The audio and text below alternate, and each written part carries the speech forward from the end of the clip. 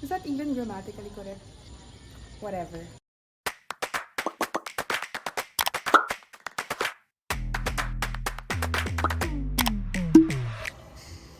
Today is July 15. If you follow me on the gram, I keep saying that the house is almost complete, the house is almost done. But every time I say that, another post-construction need pops up. So instead of saying that now, I'm just gonna give you a few updates about the house. Let's go. The front gate is now being completed. And if you notice, there's already window tint all over.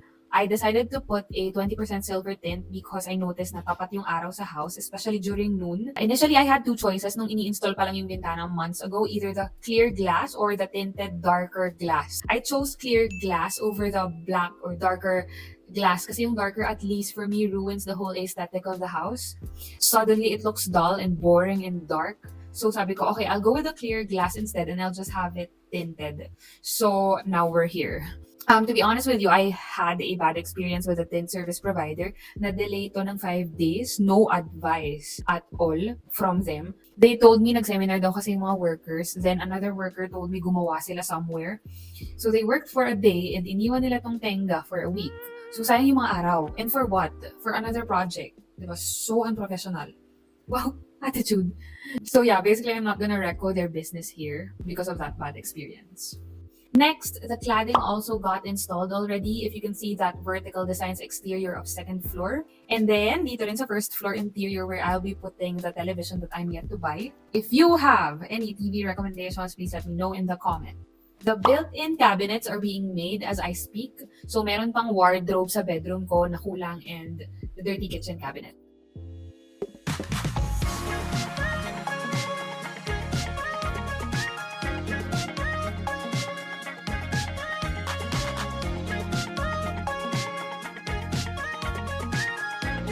Before anything else, let me answer this question first.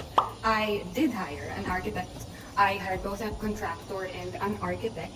I do not suggest not hiring both. Home building is a skill that is very critical, very technical. And while it sounds like, it's just another expense, hiring one, it will save you money in the long run. I did not, however, hire an interior designer, so join me as I DIY my interior design. Huh? Is that even grammatically correct? Whatever. Let's go.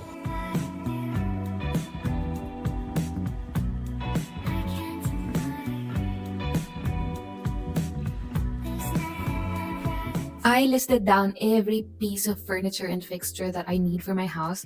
I am a pen and paper type of person. Don't get me wrong, though I love using Google Sheets. I use it a lot for organizing my life, for finances, for traveling, for dates even, for structuring just about anything.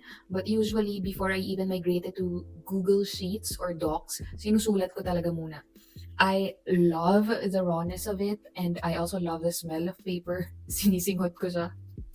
May or may not be kidding.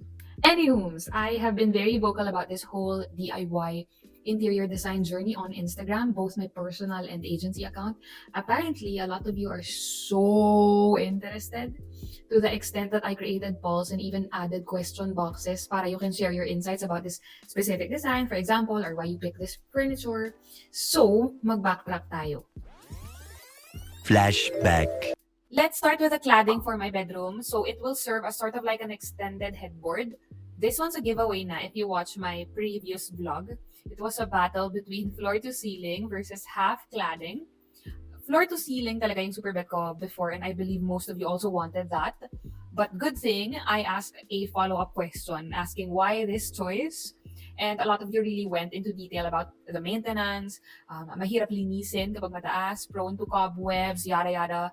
And I needed those insights, so I ended up going for half cladding. Now, for the floating bed frame, I did not really put out a survey for this, mainly because I was decided from the get-go na I really wanted this bed frame. So let me just give you a quick teaser of what it looks like. For the dining table, these are my two choices. I genuinely wanted the irregular live edge dining table, the one sa top. But I think it was it was Susie who convinced me to flip. Here's her comment. Reminds her daw of restaurants. Hindi ko tuloy ma-unsee.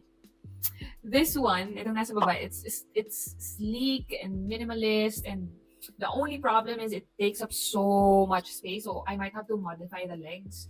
But this one is the winner. Now, let's talk about the furniture sa second floor. We have the sofa. This one's for the library. I have these choices. Super daming insights for each of this. So it was so hard for me to weigh the options. This one, the first one, this cloud sofa, a lot of people like it.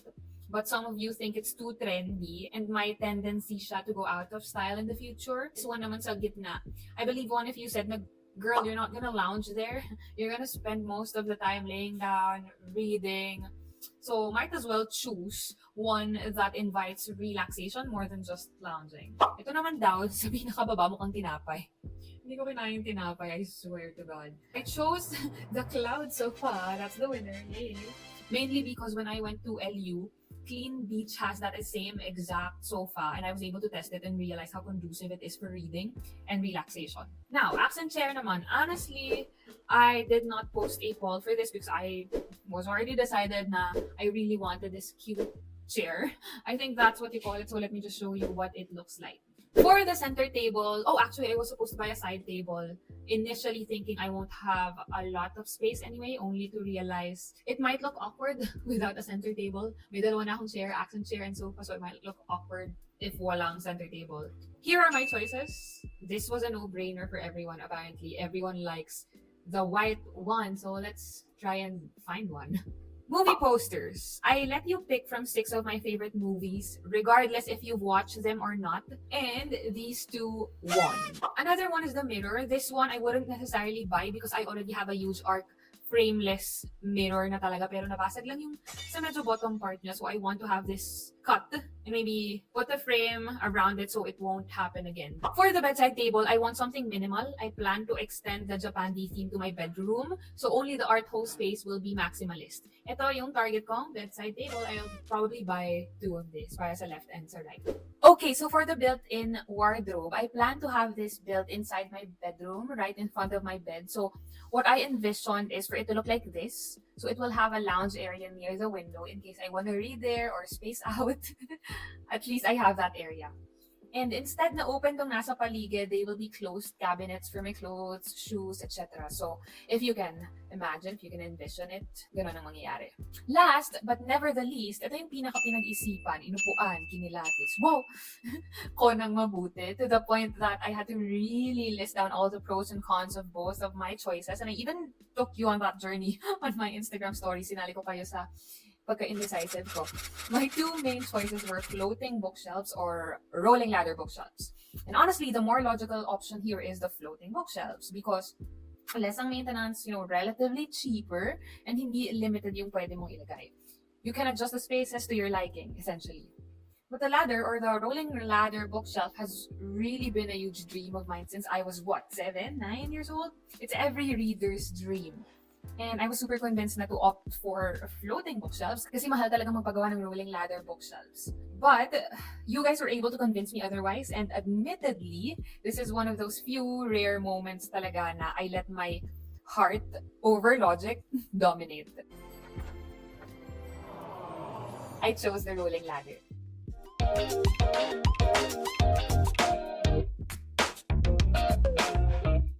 I am gonna start doing a makeover dito sa second floor only because I am 150% certain that I will stay here most of the time.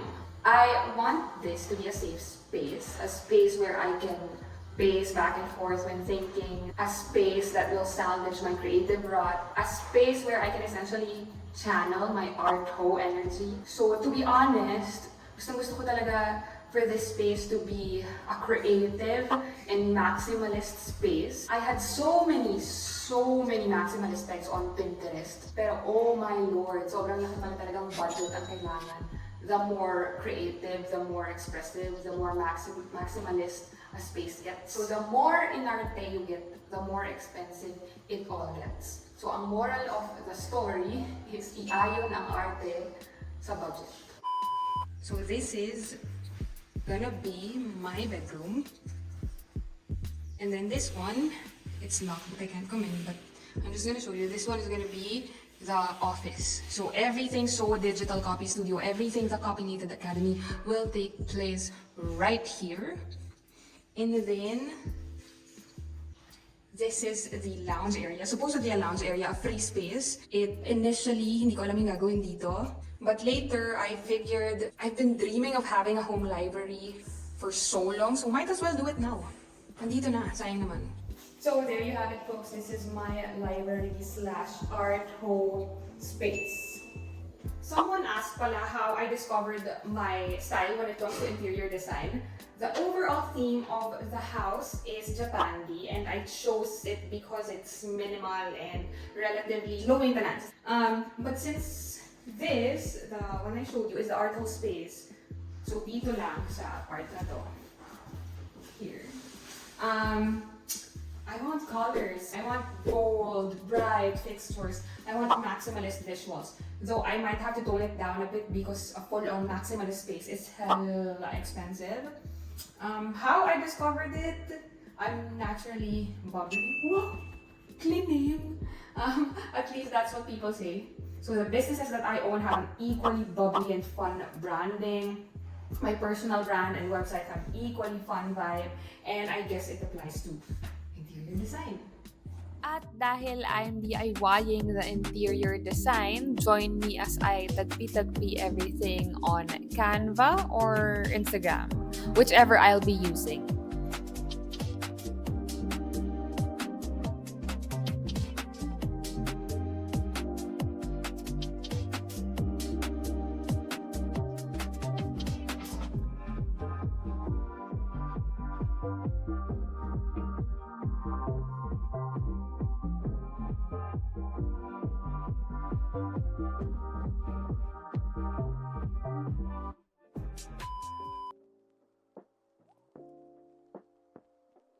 First things first, tips for buying your first lot or property. By the way, this is not my first ever lot. My first lot is actually a farm lot in Tagaytay, which I bought na hindi pa titled. So, kailangan pa talagang asikasuhin from survey to pag-transfer from tax deck to title, and then pag-transfer ng title.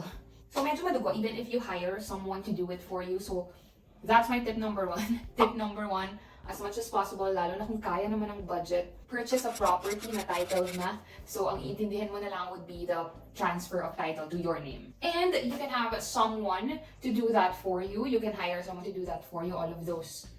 Pag-compile ng documents, pagpunta sa iba't ibang government agencies. I run multiple businesses, so it was a no-brainer for me to get someone to do that for me. Para wala na rin stress at hindi na ako mahasal. Tip number 2, bukod sa accessibility of the location, you might also want to consider the neighborhood. I personally like a very quiet neighborhood, yung tipong wala masyadong batang sigaw ng sigaw. Prior to this, I was actually eyeing another neighborhood, another village. It was very peaceful as well, pero ang available na lang na lot is a few blocks away from this lot na nagbe-breed ng huskies. Eh, di ba mahal sila, not just bark? That was my biggest holdback. Nung na-discover ko yun, it was a big no for me. Consider also the policies or rules of the village. Let's say sa parties, if bawal ba parties, lalo sa mga party-goers. Or if may curfew ba, or at least bawal noisy until a specific time. Another one is contract bond. These are refundable money that you can pay the village, the subdivision, before kang magpagawa ng house. So you'll have essentially an agreement kung ano yung mga pwede and dapat mo yung sunodin. And if they see something na violate mo, then you can't have your money back. So that's another factor to consider. Another one would be the association dues, association fees, HOA fees as a lot of people call it. Yung maintenance fees every month, annually. You might also want to consider that. Tip number 3, and I cannot stress this enough, especially if you are DIYing, if you can, find a good agent. Someone who communicates well, has a proven record, or ideally someone na nirefer na ng kakilala mo or ng kaibigan mo and napakaayos ng service sa kanila. To be honest, meron akong isang lot also na inay and almost ready na ako to buy. As in, almost ready na ako to buy. But the agent was it was so hard to reach her. There was no initiative to send the littlest of details. And it sucked for me. It really did. God knows how detail-oriented I am. So it wasn't enough for me. I also get asked a lot about whether or not I loaned this house or it came straight out of my pocket. The answer is yes, it came straight out of my pocket. This is not mortgaged nor loaned. I paid it in full cash. I personally never liked the concept of loaning. That feeling na merong utang gives me so much anxiety. So my goal, even from the beginning, is to be able to afford the luxury of paying in full cash as much as possible. And this cuts across all purchases of mine, not just in real estate. By the way, I am not demonizing all kinds of loans. I believe a lot of people benefit from it. It's just not for me. I'm not the target market. Going back, you can do either bank financing or pag-ibig financing. I don't know much about both, but I do know that pag-ibig offers relatively lower interest, so you might want to search up on that as well, as long as of course you're a member. Now it's time to buy furniture pieces. I'm gonna let you in on a secret. For the longest time, I've been saying furnitures when its plural form is actually still furniture. So you have to retain its original form. Or you can say furniture pieces. You know, in the same way, copy, you say copy pieces, or just say copy, right? Or information, you don't say information, so you say information. I just recently discovered furniture din pala. It also applies to that word. Oh well, you learn something new every day. Anyway, ang dami kong ibas, no? Let's just get to it.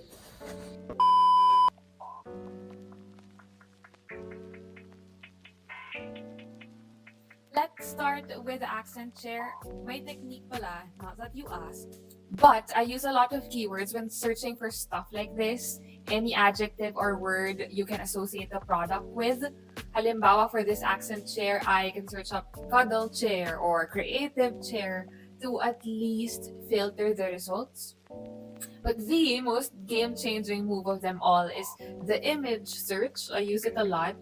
I just get the pegs from Pinterest and upload them and get results. Center table. This one's tricky. I ordered this a week ago, but they canceled it, so I'll try ordering again right now. For the bedside table, I did an image search basically and found this shop, so I'll check the cheaper options, check the reviews kung legit pa and kumusta nung dumating, how they package it, and add this to cart. The movie posters, I cannot find any good package deal na customized poster plus frame sa Shopee or Lazada or any marketplaces, so I turned to Instagram and bought there. For my bookshelves and built-in wardrobe, I hired a local carpenter here in Batangas for both bookshelves and my built-in wardrobe. Same with a floating bed frame plus dining table. For the cloud sofa naman, there were a lot of options. May commercial na, but my main problem was yung nasa furniture stores are all white lang, and some offer naman neutral colors, but I wanted a different color in honor of my art host space. Sa Instagram naman, I genuinely found them overpriced. So what I did instead is I hired a local upholstery service here in Batangas. I just found him, or his page rather, on Facebook and started messaging him. So if you have any customized sofa or chair na gustong ipagawa, you can hit his page up on Facebook. Mareko ko talaga siya kasi sobrang ayos kausap and very, very professional. Magaganda rin yung craft niya. Hands down. Support small businesses.